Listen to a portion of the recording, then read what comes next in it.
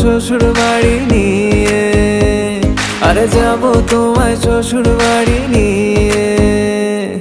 তোমার ভাঙা গাড়িতে আমি যাব না, কারো ঘরের ঘরনি আমি হব না, করব না তো কোনোদিনও বিয়ে। আরে যাব তোমায় শ্বশুর বাড়ি নিয়ে।